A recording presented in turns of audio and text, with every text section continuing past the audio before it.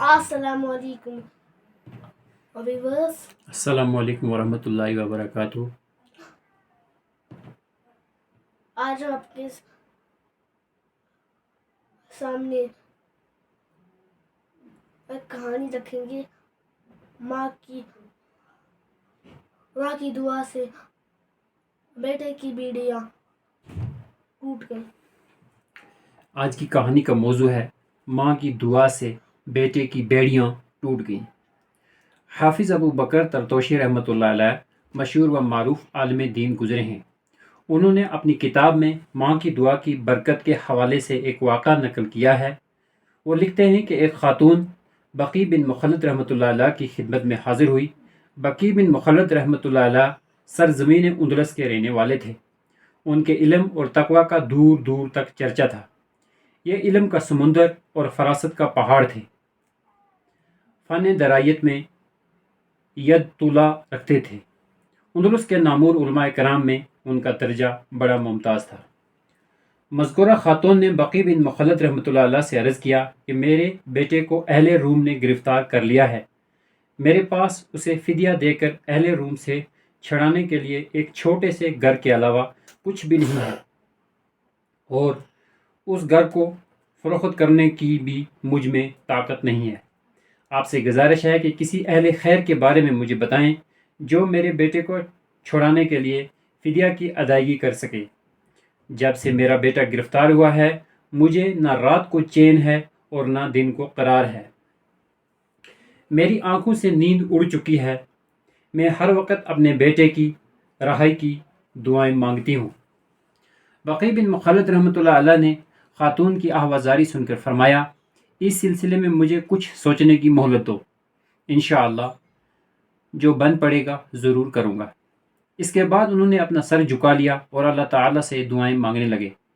ادھر والدہ بھی مسلسل دعائیں مانگ رہی ہیں، اب رب سے آہوازاری کر رہی ہے، اور پھر والدہ کی دعائیں رنگ لاتی ہیں۔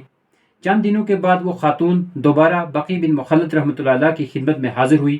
ساتھ میں اس کا وہ بیٹا بھی تھا جسے رومیوں نے گرفتار کر لیا تھا۔ اس نے اپنے بیٹے سے کہا کہ بیٹا ذرا اپنی گرفتاری اور رہائی کی داستان شیخ صاحب کو سناؤ۔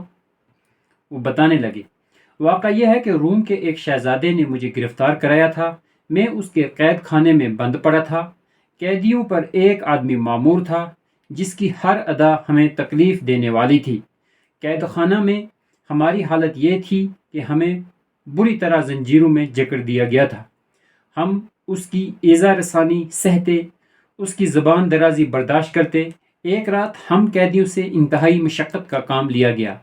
جب ہم کام کر کے قید خانے میں واپس آئے تو اچانک میرے پاؤں کی زنجیر ٹوٹ کر زمین پر گر پڑی۔ زنجیر گرنے کا وقت وہی تھا جب اس کی والدہ اور شیخ بقی بن مخلد رحمۃ اللہ علیہ نے دعا کے لیے ہاتھ اٹھایا تھا۔ نوجوان نے کلام کا سلسلہ جاری رکھتے ہوئے مزید بیان کیا، زنجیر گرتے ہی وہ آدمی جو قیدیوں کی نگرانی پر مامور تھا میری طرف متوجہ ہوا اور کھا جانے والی نظروں سے دیکھتے ہوئے بولا، تم نے زنجیر توڑ دی۔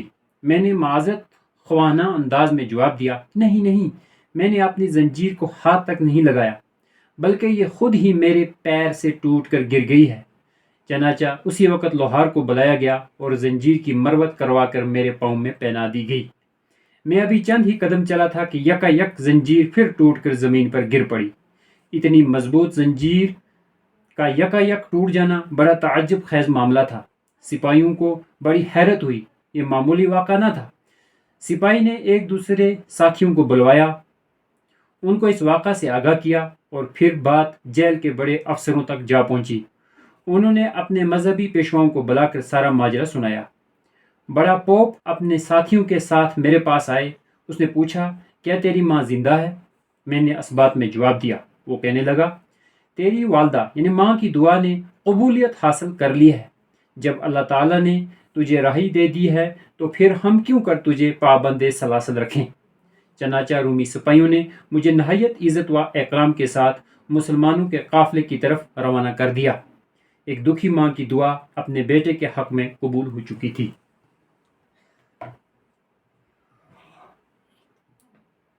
ایسی کہانی آپ کو اچھی لگی ہو تو لائک شیئر سبسکرائب اور کمنٹ کرنا نہ بھولے. السلام علیکم ورحمۃ اللہ وبرکاتہ. ملتے ہیں اگلی ویڈیو میں ایک دوسری کہانی کے ساتھ. تب تک السلام علیکم.